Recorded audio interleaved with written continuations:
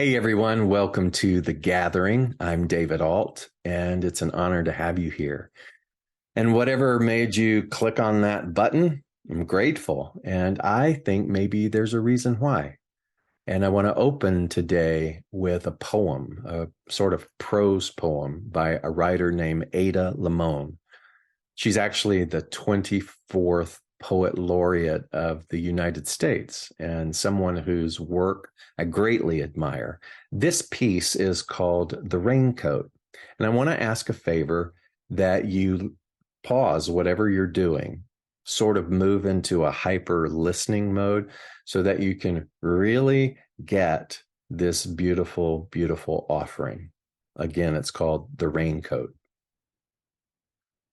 When the doctors suggested surgery and a brace for all my youngest years, my parents scrambled to take me to massage therapy, deep tissue work, osteopathy, and soon my crooked spine unspooled a bit. I could breathe again and move more in a body unclouded by pain.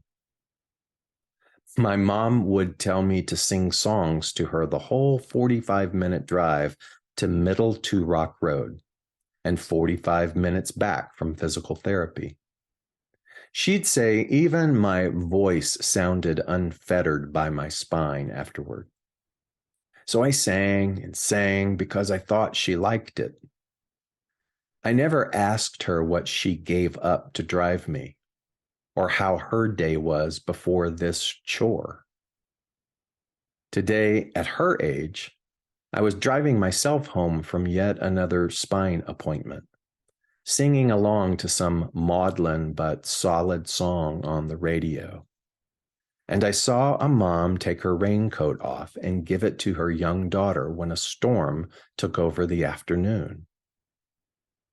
My God, I thought, my whole life, I've been under her raincoat, thinking it was somehow a marvel that I never got wet.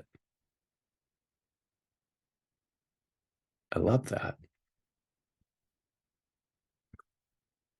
She's looking at a realization that all along she has been nurtured and was nurtured in a way that she sort of just took for granted.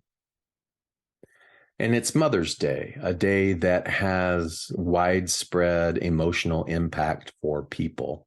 And even though it's celebrated and acknowledged internationally, we come to realize in our own evolved self-awareness that it doesn't hit the same for everybody, no matter how commercialized it is, no matter how much we are sort of groomed to celebrate it in some cookie cutter fashion.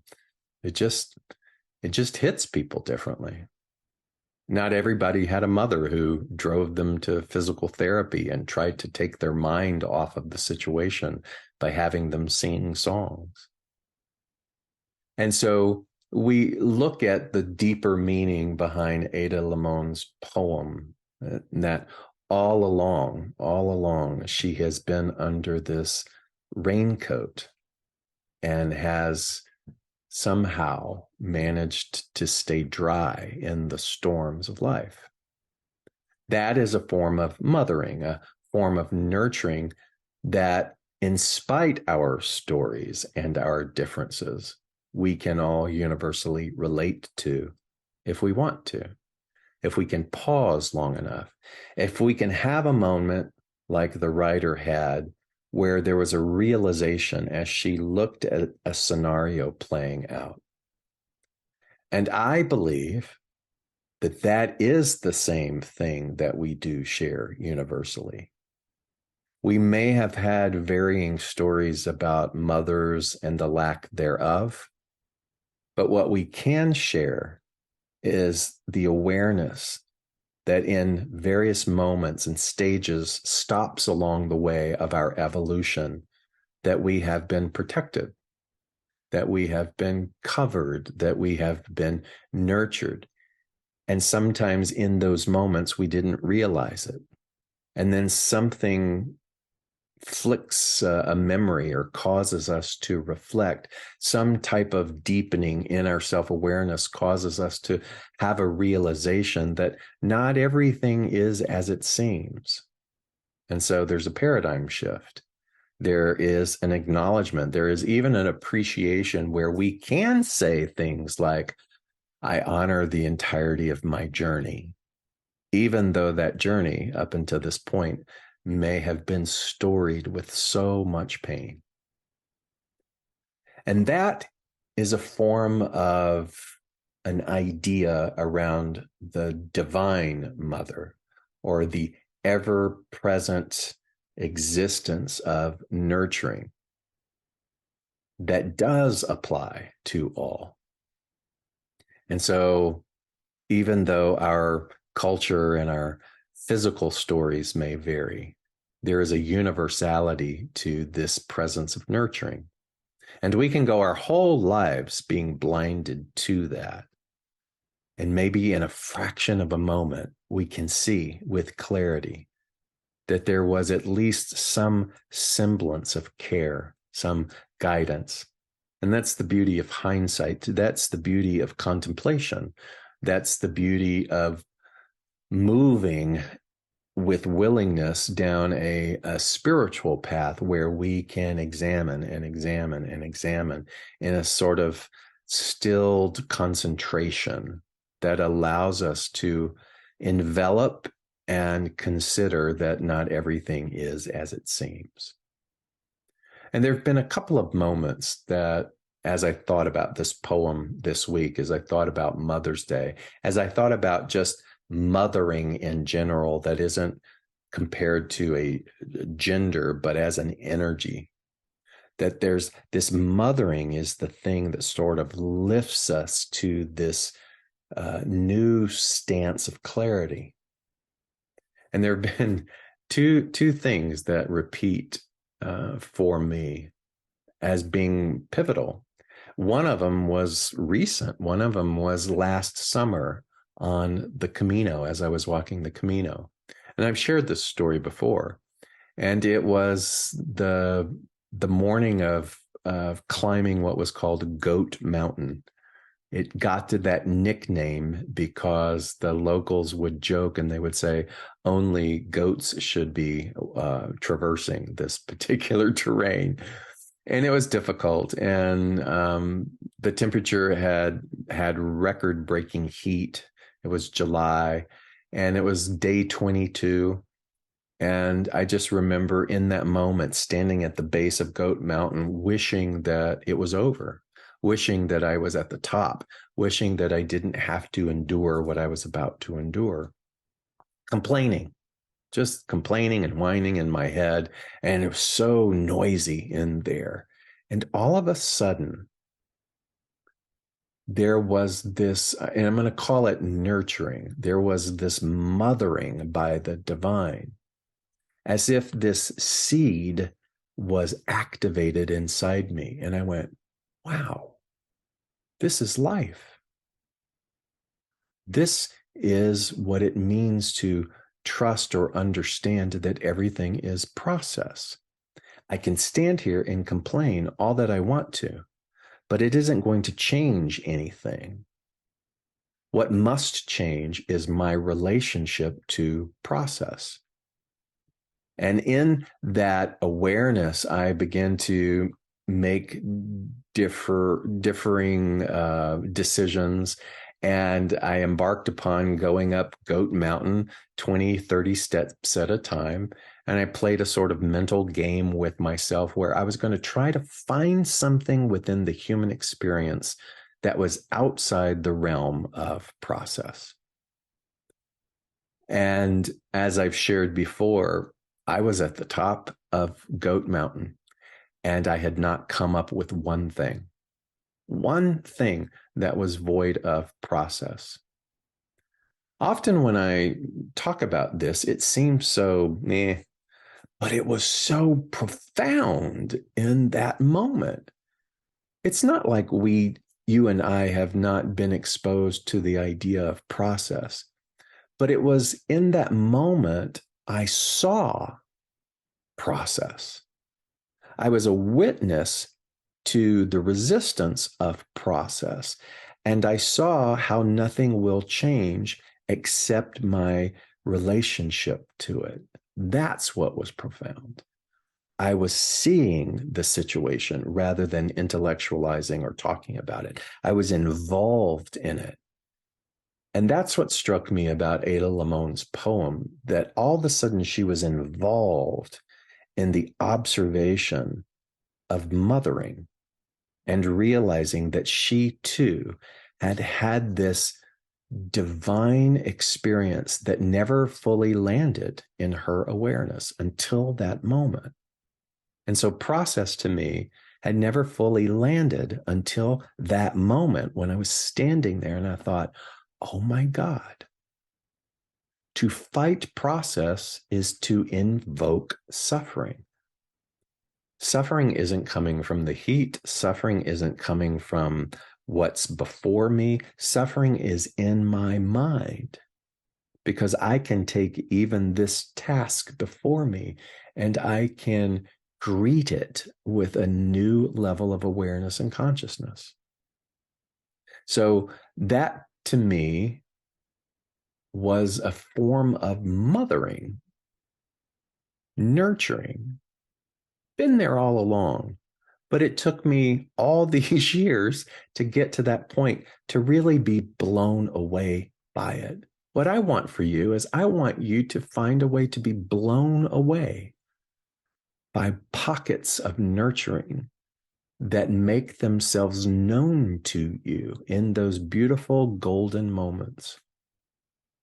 Because it's been almost a year now, and I'm still blown away by how profound that moment was. Something so simple just went and bulldozed to the point that I still try to artfully find a poetic way to express that moment. It was a beautiful moment. And then the second one was my long-standing story about how my foundation started, Kaleidoscope Child Foundation. Going to Cambodia with a group of people, witnessing the dichotomy of the haves and the have-nots, listening to their wanting to do something about the impoverished experiences and people and circumstances and surroundings that they were witnessing, making a decision to do something. That decision leading us to the banks of a lake in Cambodia and attempting to feed about 100 children.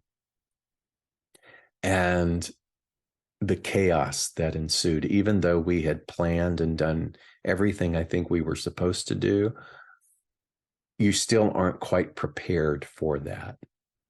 And when it was over, when all of the van full of food, vans, plural food, of food that we had caravanned and brought was gone, distributed, was there this just heart bursting moment of empathy and awareness of humanity in a way that I personally had never experienced before. It changed my life, and I say that without cliche because I made a decision to go back. That decision prompted what is today Kaleidoscope Child Foundation, and one of the key parts of my life, key focus of my life in bringing global education and water and hygiene and life skills to disenfranchised communities around the world. And so I always thought that we were the ones providing this gift. And then I was given a moment of nurturing, a moment of mothering, of clarity around that memory.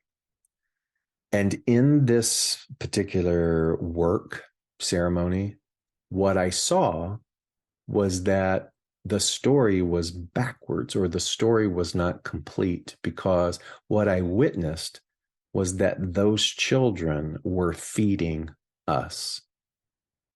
It was a multi-dimensional awareness. It was a complete uprooting of everything that I thought was solid. And I saw beautifully the wisdom, the soul wisdom play itself out, where those children were actually the ones feeding us, the ones on that trip with me. That moment, because all of my intellectualizing and teaching and talking about oneness and about God is all that there is and about multidimensionality had not really fully landed until that experience happened. And I saw firsthand that, yes, everything is not as it seems. Everything is not confined to this particular plane of dimension, that there is an interrelationship, a soul connection to so many of the people, experiences, and circumstances that you and I have been a part of that have made up our life.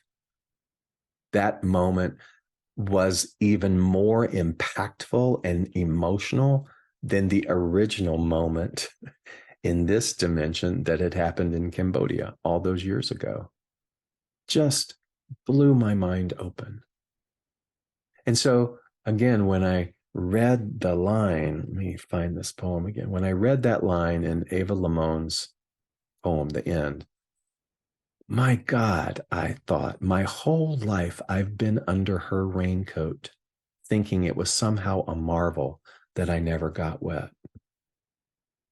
And when I read that line, I went, my God, my whole life I have been under God's raincoat, the universe's raincoat, the meticulous designs raincoat, marveling at the fact that I'm still here, or I managed to accomplish this, or I've done this, or I've experienced this, when all along those things were because I am loved, mothered, nurtured in a way that I cannot comprehend.